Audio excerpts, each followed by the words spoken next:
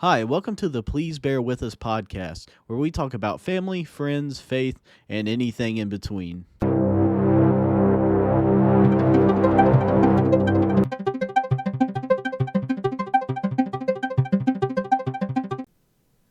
mean, how about we start with something that would be jocular? Jocular, like a jockstrap? No. I thought jocular was like a joke. Okay, well, I went to jockstrap, so I don't know. I don't know any off the top of my head. Got any questions for us? Sure. I've got... This is kind of interesting. What do you hope is obsolete in 20 years? Me, personally, I hope it's social media. I feel like social media just took society down about 30 pegs. Ooh, It's a good answer, I like the answer. and I think there's a lot of truth to that. Maybe that or celebrity worship, I guess, is another one. But I feel like celebrity worship's been around since forever. I mean, I know it's gone down because I remember when. I like my golden calf every now and again. Yeah. So. I mean, like the Oscars and everything used to be, award shows and all that used to be watched a lot. Now it's not. I don't know if it's because, they're patting themselves on the back and standing on their soapboxes, but in like the 50s and 60s and 70s, it was highly watched. So I don't know if celebrity worship is down, or there's just so many more celebrities, or. I think it's a combination of both, and I think the inner circle of celebrities, I think that's where it gets dark. Like, I think that's where you start, there's some very probably questionable things going on. I guess social media too, because now you can, the celebrities are more or less posting whatever they want whenever they want, so they don't have to just wait to see them on TV once or twice a year to understand what they're saying. They can follow them on Twitter and hear what they had for breakfast, lunch, and dinner every day. And Yeah, it's very personal now. And I can see positives to that, but mostly negatives. I know that in my life, when I went through the Twitter phase, I was like tweeting all the time. And it's not that no one cares. It's just that you think it's important where they don't. Like, I feel like, too, some people put too much importance on what people put on Twitter. Yeah, I can see that. Like, everything, like, oh, you put this on Twitter, and so now your whole life is ruined. Oh, yeah. I mean, there's total... 20 years ago, you put something on Twitter? Yeah. I mean, that's just it. Like, there's a lot of people, like, when Facebook first came out, they were like, I think I got a Facebook. You had to be... I want to say I was 16 when I got Facebook, but I put my real age at that, or I think I put my real age at that time. But a lot of people, I think Facebook was supposed to be for like 18 and up at first. I think it started for college. College, you had to have a college email account, if I remember. Okay. I think that's how that got started. Mm-hmm. And so I know when I got started with it, I just put my age and I was able to get in and use it. But a lot of people that I know, not a lot of people, but I've seen accounts like where people have been asked me questions, like as an IT guy, they're like, I need to fix this, and I'm like, okay, and like, what's the problem? They're like, well, I put in a different age so I could get into Facebook, like when I was younger, and then now I use it normally, so I'm putting my real age, and so it just some things you run into with IT that I just cringe on some of the stuff out on Facebook. The memories pop up or whatever. I'm from like 9, 10, 11 years ago, and it's before Twitter was around. People treated Facebook like Twitter. Like, man, I hope the Bengals pull this off. Palmer should have made that throw and stuff like that. I'm like, nobody cares for a 6-word post on Facebook. It's so dumb. Now I just use it to post family photos more than anything. It is crazy how much it's changed. And I don't have Facebook. I call it Wastebook. Mm-hmm. Very true. I love the concept. I love the idea of sharing photos and staying in touch with friends and family. I hate the cattiness, the drama, and the facade. Yeah.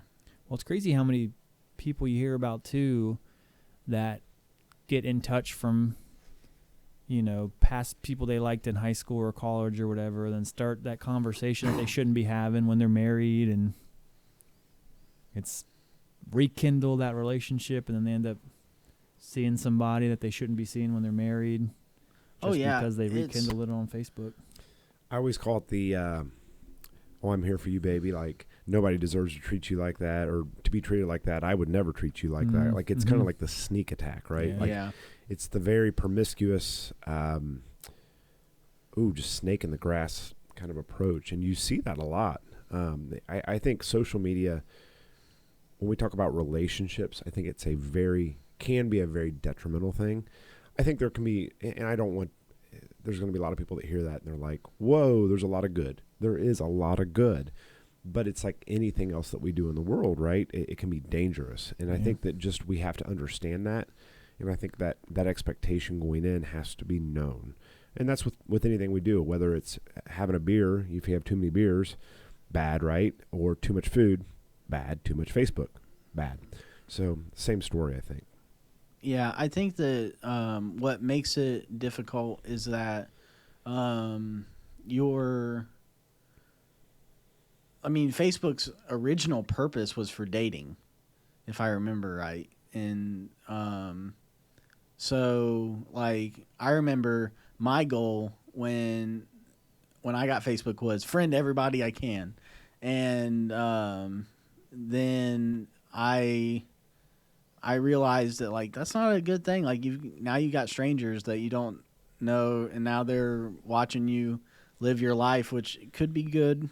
There's some good in that, but there's potential for harm. And you missed out on MySpace, didn't you? Well, no, I didn't. No. I didn't like MySpace because MySpace was a little bit more. Like, I had Zanga. I don't know if you remember Zanga. Never That was heard of it. before MySpace. Then you're on the leading edge of.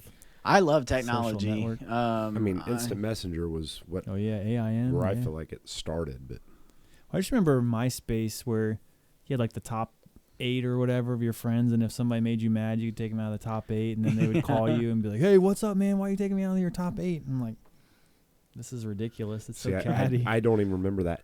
I do have a question. Did you guys both have AIM? Mm-hmm. Yeah. So, do you remember your username? Yes. What was yours? It was Graywing1180, I think. Mine was MHSQB04. Really? Yeah. Isn't that interesting that we remember that stuff, right? Yeah, and please don't steal that if you can. If you AIM, can, you won't find anything. But I'm trademarking already. AIM is even around anymore. I know, but sometimes they were connected to emails and stuff that. Like, you had to have an AOL account, and that was your like graywing at AOL.com or something like that. So I don't even know if AOL is. It still exists. Yeah. Do you remember the disc you used to get in the mail for the free AOL? Wow. They were reminiscing from long. So floppy disk. Remember those? Yeah. So I had this. I would say, I had a neighbor that would. I now know it as torrenting, but I had no idea at the time. I thought he was getting games, like he was getting Game Boy games on his computer and playing them. And I was like, how did you do this? And he's like, LimeWire and stuff like that. And I'm like, oh, that's cool. But I never did it on mine. I couldn't figure it out. But he could always get like Advanced Wars. I had the emulator and Super Nintendo games on my computer, all that. So what happened was he had an N64 and we would play Smash Brothers. And it would be, or Star Fox. We had our games that we'd play. But main thing that there's a story behind this is that I was going to go to a local amusement park.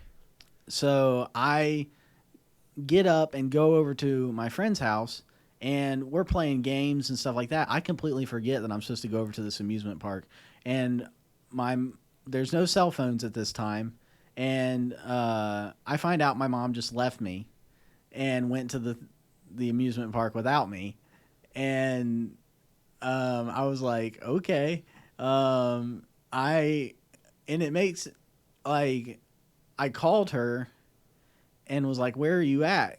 And she's like, "I'm at the amusement park with your family."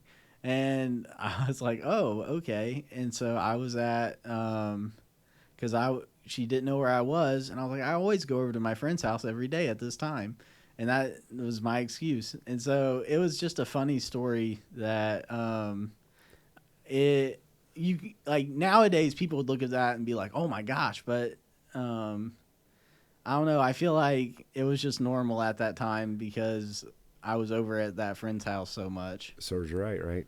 Yeah, I just remember too, yeah, before cell phones and kids having cell phones and stuff going. I remember asking my mom if I go with my friend to an Easter egg hunt during Easter time, and she said no. I think I was maybe like 10, 11, 12, whatever. Of course I went because I wanted to go. And getting home, and she was flipping out. You know, because there was no way to get a hold of me. As far as she knew, I was gone. You know, I can't remember if she got the police involved or what, but I don't think I left my room other than school, for maybe 2 weeks. Yeah. No TV. I actually had to read. You know what I mean? But Advanced reading skills over that time. yeah, period, right? exactly. So, you guys like curveballs, right? Sure. Mm-hmm. Well, so I actually had a question that I wanted to pose, and I didn't share this with you, partly because I'm a little bit tired today, and I squeaked right there. That's good, isn't it? It's been a 14-and-a-half-hour day for me, so no pity for me, just the facts. So we are in now December. We're getting close to a holiday, right? Christmas. Season of what? Cheer. Cheer of what else? Joy. What else? Giving. Okay, season of giving is, and I want to start with that. And I know we were like, we're not going to talk about Christmas tonight, and we're not really, but we're going to introduce this idea. And you're welcome. So we have all been given some incredible gifts, inherently. Okay, right? Gifts given from God, and these gifts are things that. We are instructed to use. We're kind of given a mission via these gifts. So here's the question I'm going to ask. In relation, and I'm going to preface this. There's a cliche answer here, right? If I ask you, what is your purpose in life? You would probably tell me something along the lines of to glorify God, to live out the Great Commission, and that's absolutely a part of life. Huge part of life. But our gifts, I think we're given gifts. We're blessed with skills and abilities and just gifts. So I want to pose the question, what is your purpose through the gifts you have been given in your life? You want me to take it first? Give you. I can go first. So and I asked the question like that because we've stated we want to be real, right? The cliche is true, but not 100%, right? Reality in terms of, and I don't want that to come out wrong, right? Absolutely, there's cliche. But I think sometimes we forget about the blessings, the gifts that we're given, and how we need to be using those. Because I think that it gives us purpose, and I think it gives us mission, and I think God blesses us with those for that very reason. Would you guys agree with that? Let me start with that. Yeah, I think so. I struggle with this answer though because I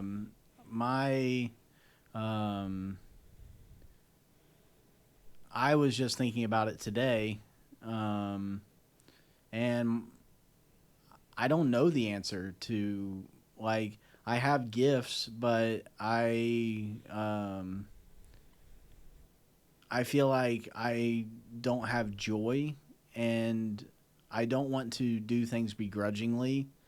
And for me, the depression hits hard when I'm trying to figure out, well, what on earth am I here for?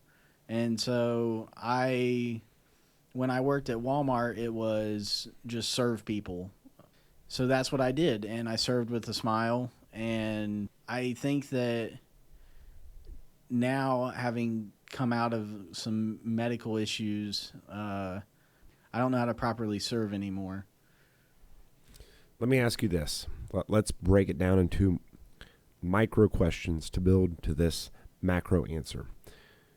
What gifts do you guys believe you've been blessed with?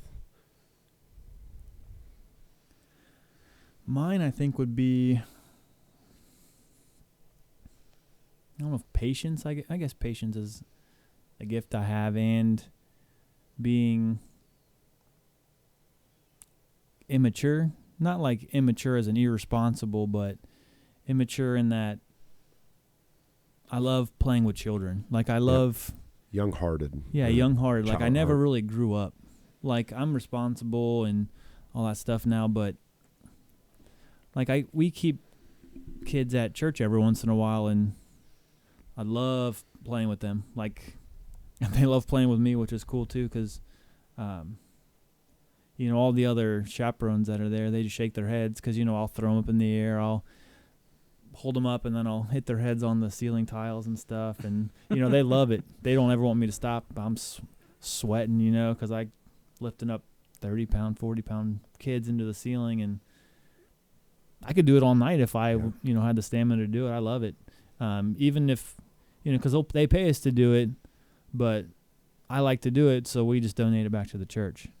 Because when we signed up to do it, we didn't know they were going to pay us. But the first week, you know, they gave us a check, so it's just something that I don't know if my wife likes to do it, but I like to do it. Plus, you know, we can keep our daughter with us, and she gets to play. And she loves to do it and see all of her friends, so that's cool. And I've kept your kids once, which, you know, they're decent They had you enough, tied up. Yeah, they had me tied up. Talking about Sonic. But, yeah, I think just being patient with them, being lighthearted, not taking anything too serious. You know, nothing a kid can really do, 6 and under, should really ever make you fly off the handle or ever make you, you know, just be angry at them, like, enough to see red. Like, even if, maybe if they are wise enough to take your car keys and put your car in reverse and drive it through a garage or something, but... There's a real story with that. My nephew, I've got a real story. So, but as far as... And it was a classic truck. You know, like running around and jumping and laughing and stuff. Destructive, yeah, but nothing to make you... Like, you see the people shaking babies and all that, and... Yeah, it's horrible. Yeah. Bruising them and beating them up. I've seen it firsthand. It's crazy. And you cannot even imagine how it feels to see. So, Tyler, I know your wheels are turning because I know you, watching you. Mm-hmm. So I will share I think one of my big gifts is gift of gab. And what I mean by that is not that I'll talk your ear off. I will talk. For some reason, I've been given this gift where people want to talk or listen to me or hear from me. I don't know how to explain it. It goes back to when I worked at Applebee's, and I was a young kid. I think I was 18, 19 years old, and I have a guy who's probably 10 years older than me going through a relationship struggle with 2 kids, and says, let's go get coffee at Tim Hortons after this. And 3.5 hours into the conversation, he looks at me and goes, I have no idea why I'm talking to you, but thank you. And that's how it's just always been. I have this gift of gab, and my wife would tell you it's a blessing but a curse, right? Well, I feel like, my wife always gets on me too because I'll talk to anybody and they'll talk to me, but I feel like people understand and can see and feel that there's a genuineness there, that you actually care what they're saying rather than, in one ear out the other. You're engaged. You're actually listening. Not that you have to put your input in it, but people just want a sympathetic ear sometimes. They just want to get it off their chest. Yeah, yeah. And it's interesting because I am the most ADHD person you will ever meet. So the fact that I can engage in a conversation like that, and I don't, what's weird is the gift is always there, but I think sometimes and this is challenges, right, that come through this, you expel so much energy through that gift, maybe through your daily job. And we talked about this, I think in week 1 or 2, you come home and the gift is gone, right? Or you don't want to use the gift. And I think that that's a whole nother topic, but it's something that is a very interesting thing to think about. So Tyler, we've each shared a couple. Like, looking at you from the outside in, I'm going to help you. You have a gift to reach people, and I don't know how else to say this, that in unexpected ways. And I don't even know if that makes full, complete sense. But Tyler can say a one-liner with the best of them, okay? But through that, there's power, there's relationship, and there's impact. And Tyler's got you've got gift of technology, right? I think you've got a gift of, you have a drive, an inherent drive, a desire. And now do I know what that completely is? No, but it's evident. So I've never heard you your brother has special needs, but not special needs. Like, he's not, but I've never heard you complain about having to help him do anything or anything like that. So your heart is there to serve, but like you were saying when you worked at Walmart, I guess you didn't really say it out, but did you force the smile, or did you actually? No, like a genuine smile. I enjoyed doing it. Like it. It's like customer service is a hard thing to enjoy. I enjoyed being able to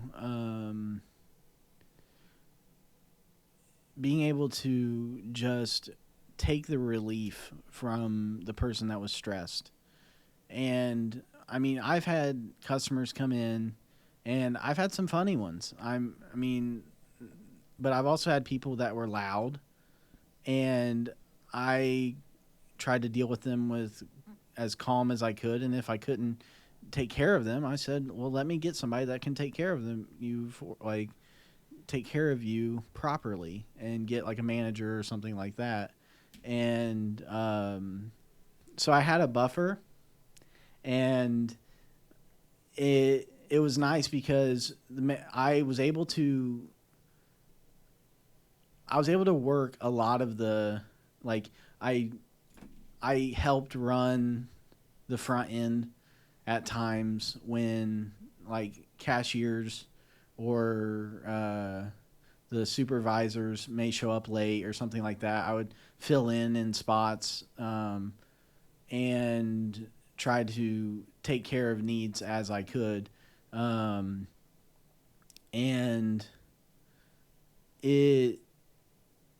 so I have I guess I struggle with, like, I know, Joe, you said I have a drive. Like, I've really questioned that recently, not just with you, but like it really, when I go back to my roots, I like to help people. I don't complain much, and I'm sour about it. No, I'm just kidding. But Does it just feel too mundane? Like, does your life just feel too mundane? Is that what you're... Well, You know, I think, Tyler, I feel like you're afraid to fail. Or I'm going to put it this way. You're afraid you're going to fail. I feel like I know I struggle with failure because everything goes back to this, but with my health, I failed. And I have unknowingly, like, when my mental health became an issue, like, I wasn't in control of that necessarily, but I still let down people. I still like there's things that I did that were uncharacteristic of me, but it caused me to be a failure, and where I typically would not be. Like, if I wouldn't have had manic episodes, I wouldn't have lost my job, or I would still be at a certain job, or maybe I wouldn't treat people a certain way, or like I it's hard to imagine a world without voices in my head at times. Now, like, now that I've experienced it, it's one of those things where I look back too much, probably, and instead of just moving forward, which I think you are moving forward, but I think you're looking in that rearview mirror, right? yes, see red and blue lights sometimes. Sure, right? So here's, I'm going to ask you this, Tyler. Would you agree we're given gifts even in our darkest hours? I would say so. For me, it was the gift of life, like just being able to be alive throughout my darkest hours. Was because when I got on the right proper medication, it was like, whoa, like, I shouldn't be here right now. Like, it hit me really quick that, like, I was in danger. Can I ask you this question? Yes. I'm going to, I guess. I was going to say, Right. We'll see. I'm going to. We'll see. So I'm going to ask Scott this question. Would you agree, Scott, that Tyler's story is a gift? Oh, I think so, for sure. Yeah, it's probably not the first thing that would pop into your head to be considered a gift, considering, you had to live through it and go through it for it to be a blessing, which is a weird paradox, I guess. Yeah. So when you think about giving somebody a gift, the goal of giving that gift is to be selfless, right? Is to be giving, but it's to make a difference. And it could be through an envelope with a card. It could be through a meal.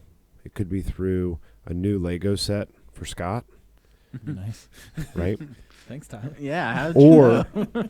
Or it could be through the blessings we're able to help others through a hard time by using our hard time. And I think, Tyler, the number one thing I like to put here, and I think this, right, we make this sound so easy. Sometimes we choose not to see our gifts. We choose not to see the light through the darkness. We choose not to give ourselves the credit. We've all been in that spot, right? We choose sometimes to believe we're not making a difference. But that reminds me of a story. So there was a little boy, and this story is it's been used and probably changed in different versions, but the premise is a little boy walking down the beach after a storm. Thousands of starfish have washed up on the beach, and he's walking with his grandfather. Walking down the beach, he's kind of getting behind Grandpa because he's picking up starfish, and he's throwing them back in the ocean, right? And he's kind of throwing a couple and catching up, throwing a couple. Grandpa starts getting frustrated. And Grandpa finally looks at him and says, son, come on, get up here. It doesn't matter. You won't make a difference. And he kind of went on to explain, this is just nature. This is normal. The little boy picks up the next starfish, throws it in, and says, made a difference for that one. Two things happened there. Little boy had a gift, right? And that gift was that he had a heart. He cared. And then the message, it still matters. We still make a difference, right?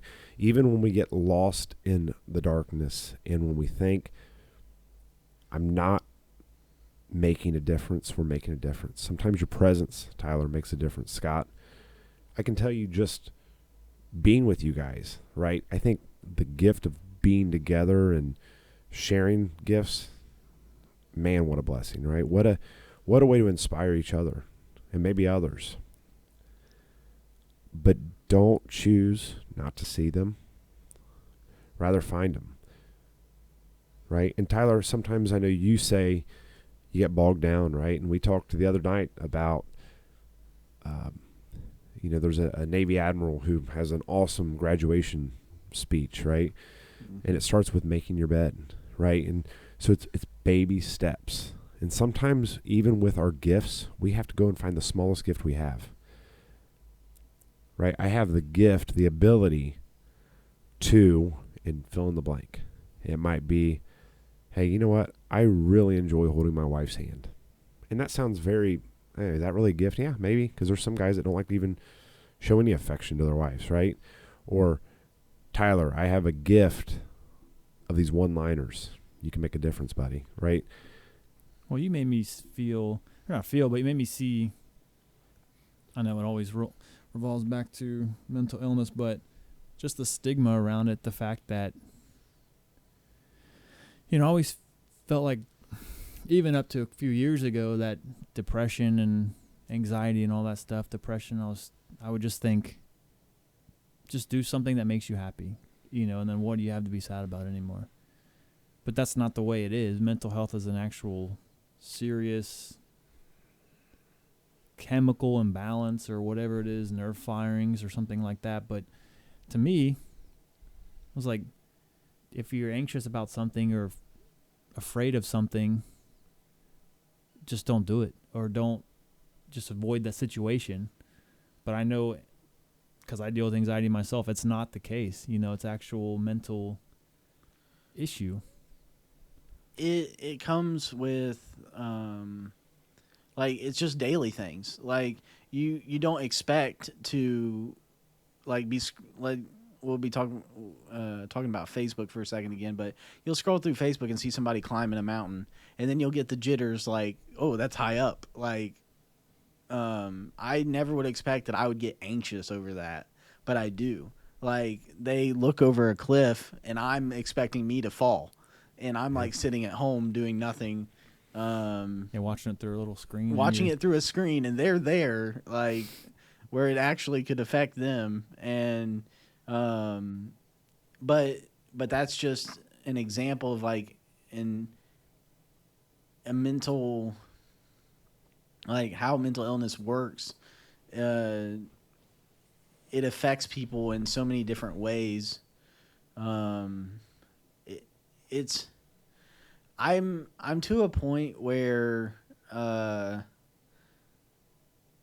not all the time, but I get to a point where it's laughable, where it's like I'm jaded. I wish I could I don't know, like I'm taking mental illness seriously, but it's like I can't get out from under it. And so sometimes you just got to laugh about it. And there's Joey was talking about my one-liners. Like, those are something that I feel like God has given me.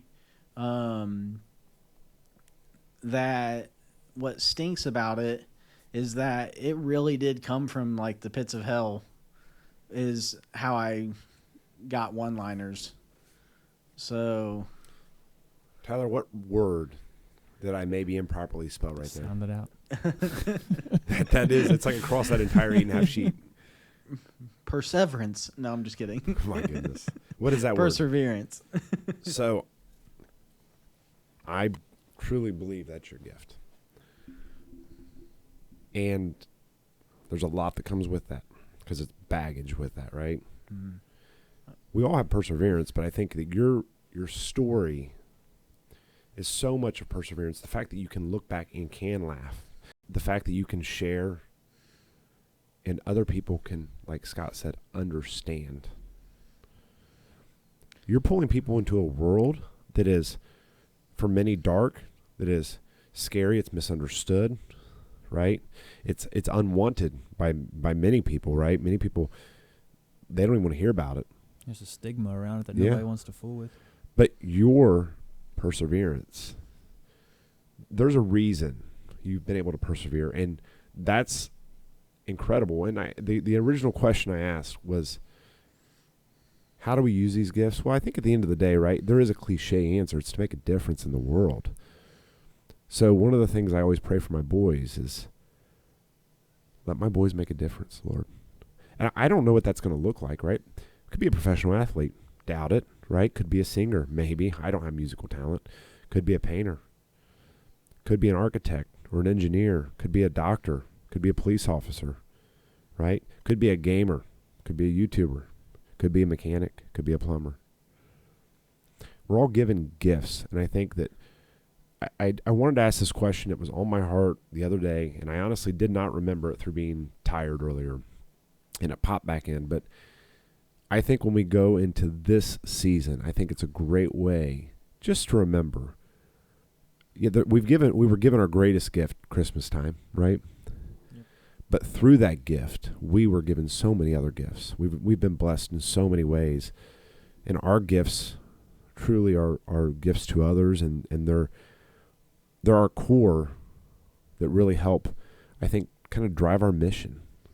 And I just wanted to encourage you guys to really seek out your gifts and find them and appreciate them. We all have many gifts. But don't be afraid to recognize, because the difference you have made is there. I had a boss one time who told me, I was down in the pits, right?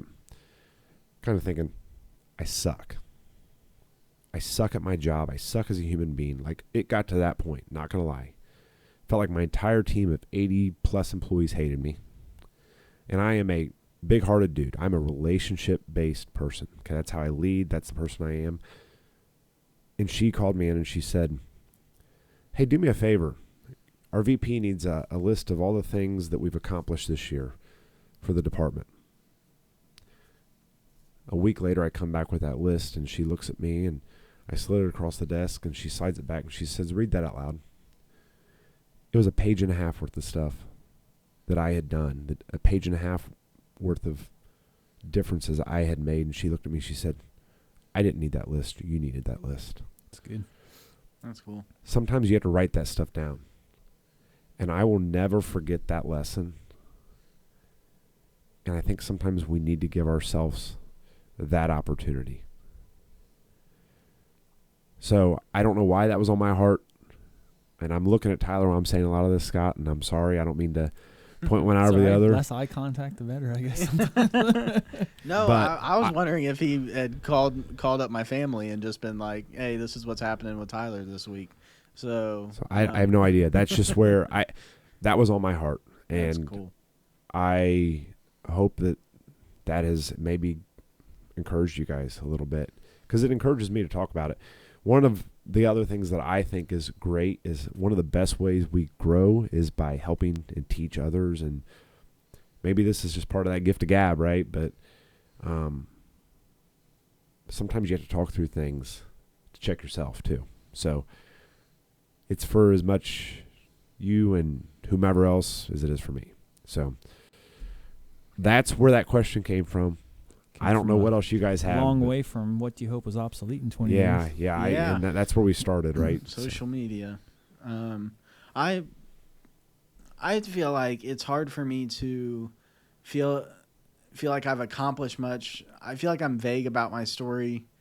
Well, you have to be on purpose. Yeah, I know. It's I think part of it is that I've got deep wounds that are still healing, Yeah. and I feel like that is a lot of people with mental health. Is it doesn't matter necessarily like the junk that you've gone through, like the big ordeal is like how to stop the bleeding. And that is how I've had to try to figure it out, and it's hard. It's hard to try to trying to think of. Do you feel like your mental health struggles is what feels like you define yourself as? So like an identity, like do you have an identity outside of? it's kind of, especially for bipolar, I really feel like I was two separate people for, and so it at times I felt like Two-Face, like it, from the Batman character, Oh, wow. like where it was just on the flip of a coin whether I sounded normal or whether I was manic. Well, the truth is I was manic the whole time, but you think that you're okay. You think that nothing's wrong with you. So we may not even be here right now. No, no, don't go You kind of there. had moments of being lucid, maybe. Yeah. So- We're just figments of your imagination. Yeah. I'm glad that I can joke about that, but it seriously, there were instances where I was in a jail cell and I was like looking at the floor, and it's like I can see Jesus's face in the jail cell floor.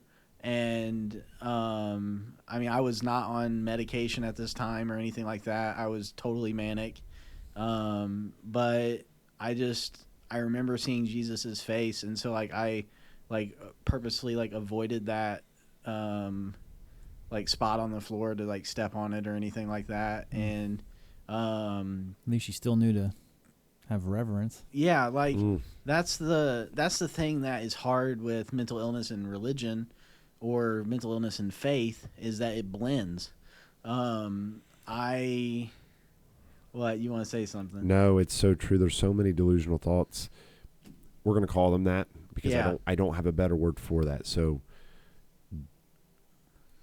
don't take that as a negative, but I've had patients who have said, oh boy, this is what I feel like I'm hearing, seeing, or doing, or why I'm doing for the glory of God, right? Mm-hmm. It's a fine line. And what is reality versus what is...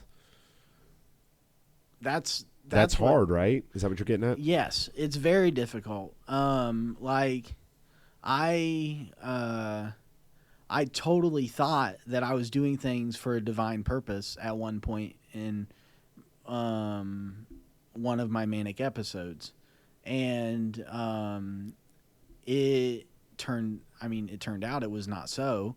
But I've already mentioned it. Like I thought my college ended up being. I thought it was a delusional thought that it was a sex trafficking place. So a Christian in that circumstance would do everything they can to point it out to. And so I ended up being in a hospital, and like I literally had like a notebook paper with circles and lines and arrows and just like I like that meme of the yeah red string everywhere. yes Really? And so that that was really me, and I was like, get this to like the government or whatever and stuff like that. And that's just how it was. Did you go to college in Disney World by chance? No. They do have official training, right? So you asked the question, right? Do you define yourself by your mental illness? Is that what Scott asked you? Yes. And So let me. You were saying you can't get out from underneath of it. So I think what's interesting when I think of you, I've colored for those that cannot see, just a purple dot. It's a podcast, buddy. I know, but just bear with me, please bear with us, right? Right now, that's what you define yourself as, but not necessarily define, but I think that's your story, right? It's like a large circle. It's a dark spot, though. Okay. It's a dark spot, but that's the crux of your story at this point, to this point, which you've got to work on, because this is a speck in time.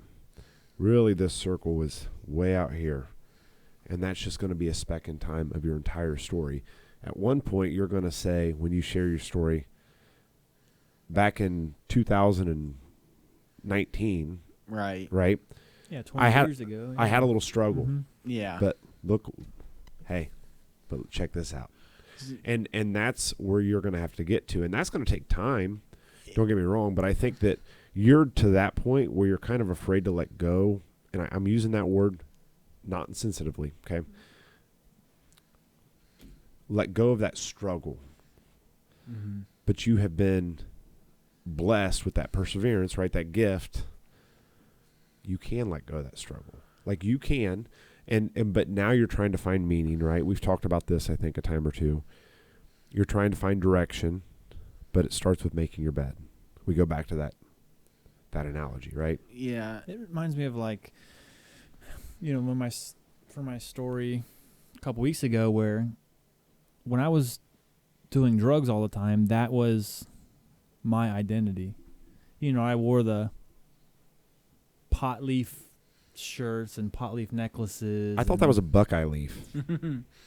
Couldn't smoke it, so no, it's not a Buckeye leaf. Oh, I'm not a Buckeye guy anyway. Hold on. UC. Okay. I was going to say there's this team north with this weird yellow that looks like pea. They're owning us right now. They are. But, I'm also, so I like the Buckeyes, but Notre Dame. Go ahead, Scott. Sorry. We're just getting That's there. all right. It's my alma mater, so I'm a fan. But that was my whole identity. And once once it clicked and I was able to rid myself of that, I was rudderless for 10 years. Like I had no friends, no anything. I had a girlfriend. I met my wife in 13. In that 5 or 6 years or whatever, I guess 8 years from when I quit doing drugs to when I met her. I was in college and stuff, but I didn't talk to anybody. I never had any friends. I never had anything in common with people, to talk about. But now, because I'm a Christian, there's that common denominator with other Christians where we all have Jesus together. We all have that in common where we can talk about Scripture. We can talk about, like Christmas coming up. We can talk about, the gift that He gave up the throne to come down here to live life as a human. But what I'm trying to get to is, like you were saying, to get from underneath of it, it's tough to just let it go. Not really start over, but reboot, I guess. But I mean, getting off drugs is way different than mental health struggles. I would say it's 6 one way, half dozen the other. I mean, for me, I had the mental health struggles without drugs, but a lot of people are like, one of my friends I know, she was like, I was addicted to meth, and she said I was hearing voices while on meth. And she's actually like a counselor for me now of sorts, like a peer support specialist. She's like, she said that her, and I was like, well, I've heard voices too, based on my mania and stuff like that. And so it's in my opinion, everybody's got the same brain. Like it's gonna fire and function for most people. A normal brain has the ability to hear voices if given these X conditions. And right, yeah, because I heard voices when I was on acid and stuff. Yeah, and so I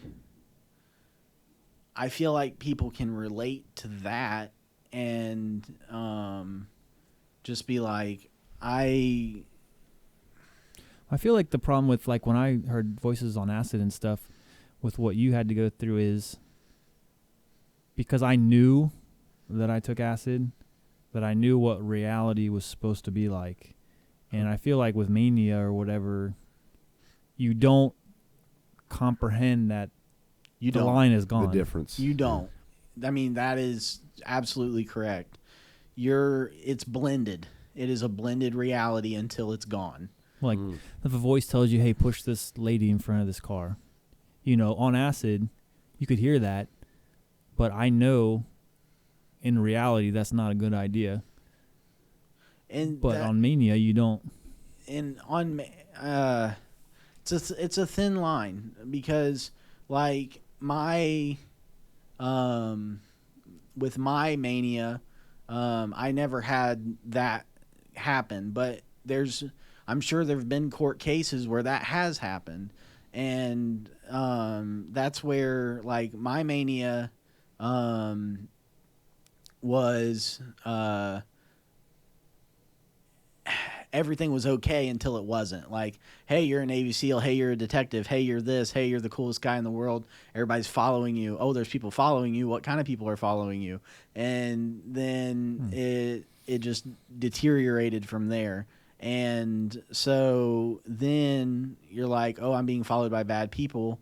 And then it's like, this stems back to all those days before. I remember back in the past when this was happening, you don't think about your hospitalizations. You think about like it was never resolved.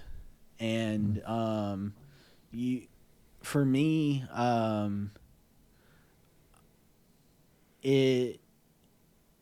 I was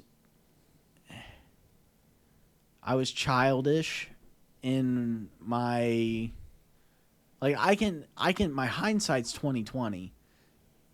Well, it's close. 2025. It's opinionated 20/20.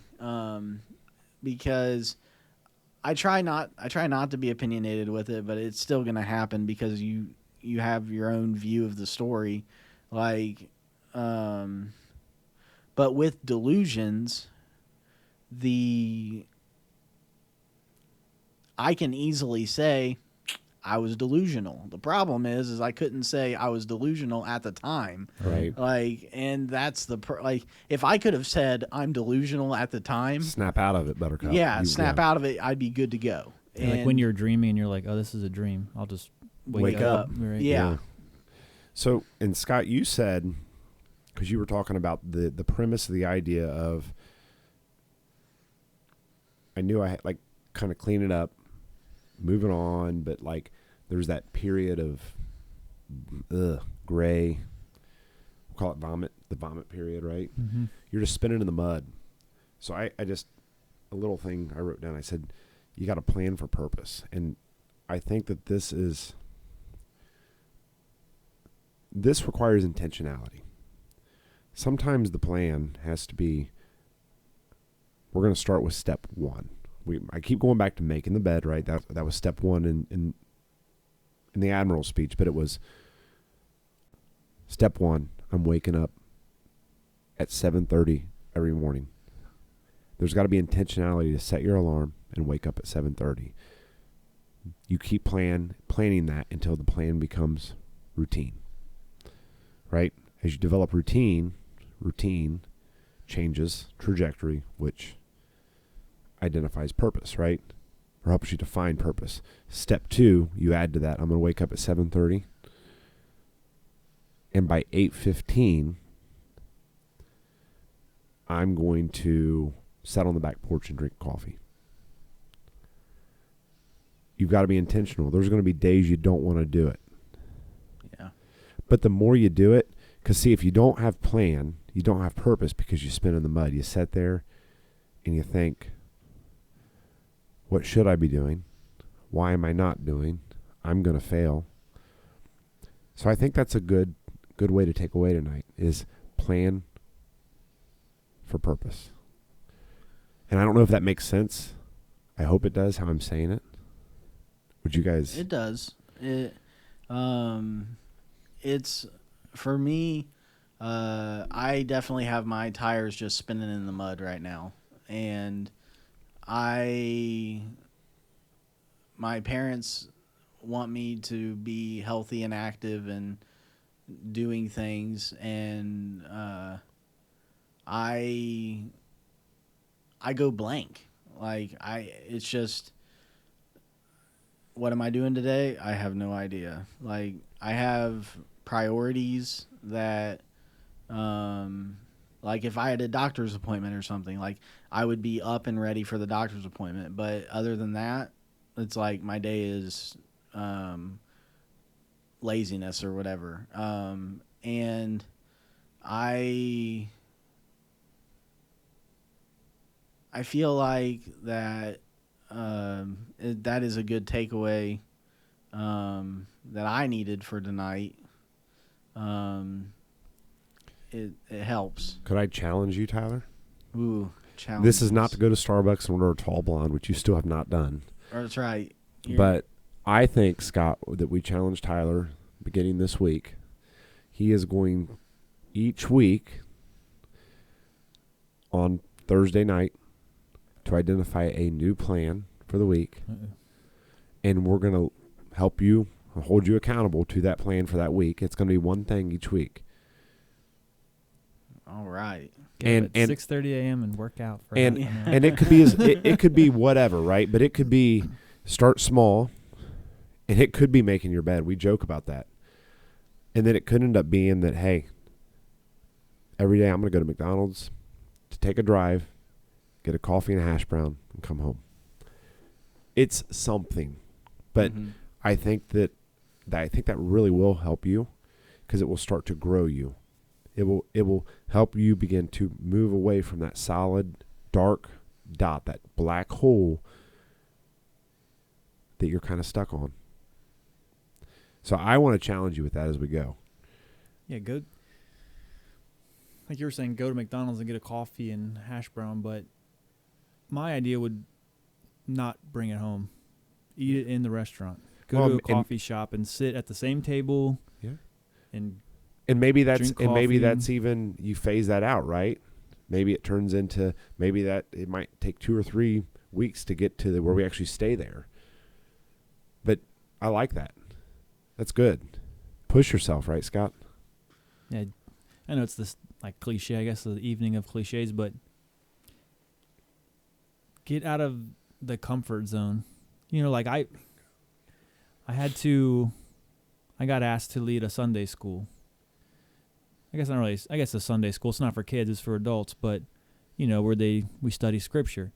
And I hate public speaking, but I wanted to get out of my comfort zone. It's something I love to do. I love to study scripture and I love to learn new things, and it was the week of Thanksgiving, so I spent every day at lunch break, you know, at work, had my Bible open, which was, you know, always good, and researching Psalms online. I learned stuff about the actual, you know, who wrote the Psalms and all that stuff, and stuff I had never researched or learned before. And was the class perfect? No, not by a long shot. Like you were saying, hindsight's 20/20. I could always do things better, but I know I can do it if he asks again. I mean, will people show up? Maybe, but I don't do it for other people. You know, it's not for their glory. It's not my glory. If there's only one person in there, that's fine. But, man, I was so nervous the morning of, and when he texted me and asked me to do it, but it's always fun to do new things, you know, try new things. And especially interesting things. It's always, I'm I guess a lifelong learner too. I always like to learn new things. Maybe find a hobby that teaches you new things. Maybe get into apologetics. It's always interesting, especially you being a Christian. It's always fun to learn new things. I can bring you a book next time if you want, or The Case for Christ, where it's 600 pages, so it might be daunting at first. So I actually had a Case for Christ in the hospital that I was in. The problem with it is that I thought I was a Marine at that time, and so there was a Marine book as well that my parents had sent in with me, and so unfortunately for them, it was fuel for my mania, and so I was like, oh, this is my next state of command Green Beret stuff. But I did have that book, but I didn't read it. I couldn't. My mind wasn't there. But I did have a Bible. I did read that. It's weird how. We already talked about it tonight, so I won't bring it up too much. But when you're going through things, the Bible is still there, even when you're manic and stuff. You still read it, and I roomed with somebody that was a Bible reader, and I thought that was going to make a good roommate. The problem is that he struggled with his own mental illness, and ended up calling me son of the devil, and Dang. yeah, so it was pretty bad. I wore shorts, and so that made me a son of the devil, and causing him to stumble. Maybe he those shorts. Oh yeah, yeah, the pockets hanging out the bottom. Well, they were like a 3-inch inseam, so But I think just something to find, an interest that you don't have now. If it's apologetics, if it's skateboarding, I don't know. I longboarded for a long Oh, time, nice. so until I fractured my arm, and then, that's not good. It's not good. But I'll tell you this: I dove into everything, and with Mania, I was involved with so much that when everything came to a head and I hit rock bottom, I hit rock bottom with everything.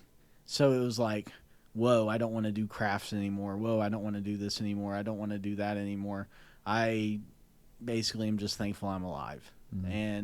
And getting those back and in the proper context, because angels and demons and what am I? Is Pokemon really bad, or is it just is there Christian hype around, whether it's pocket monsters from the devil or whatever, Harry Potter and yeah, why is Harry Potter satanic but Lord of the Rings is not, even though there's magic and wizards in both? And yeah, and so I struggled with that, because on one hand, everything under the stinking sun is, the Ecclesiastes, I think, it talks about vanity. Everything's been done, and so nothing's new. Right. And we're living in an age of information, and you can just Google it, and you can get whatever you want, and that's horrible in some ways. Because kids can Google information and get whatever they want, and you can have two. You can ask the same question, but two different websites have two different answers. Yes. Yeah. And so it just. Have you tried to pick up the interest after, now that you're? So yes and no. I struggle with doing any of it. Finding the motivation to do it? Yes. It just me gaming, getting on Fortnite the last week has been the biggest plus of the last 2 months. I have not had any motivation to play. I haven't had any motivation to do anything that was And I'm trying to be like, I'm not trying to say that if you don't play video games, you're more spiritual or anything like that. But for me, I needed a break from video games for a while, and so I took it. But then when I came back to it, I was like, am I taking a break because I'm depressed, or am I taking a break because of actual like faith-based?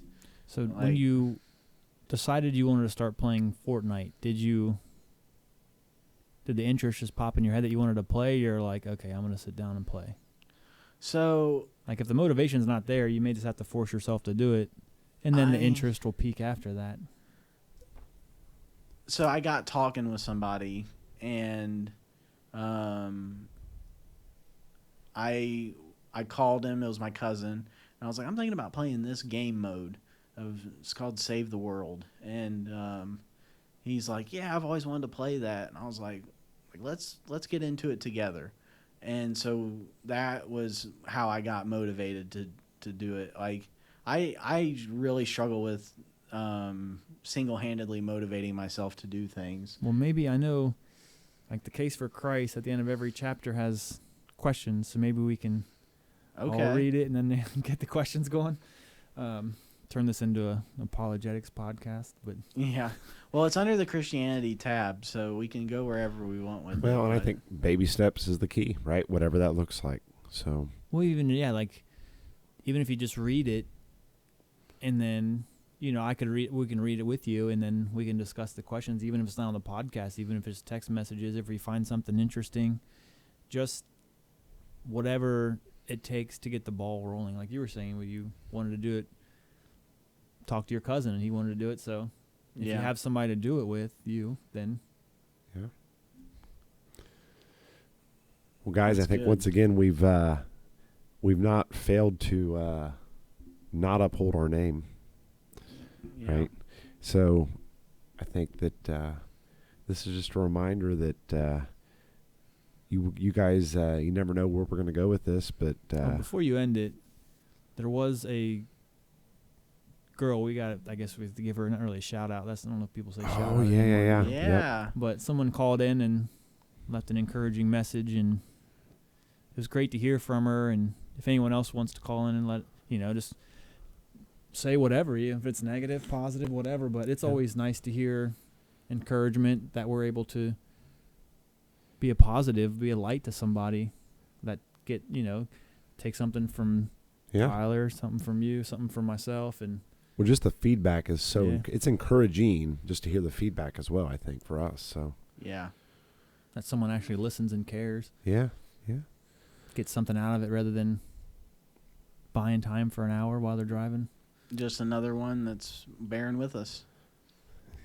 That's right. Yep. Well, I guess with that note, please continue to bear with us, and until next time.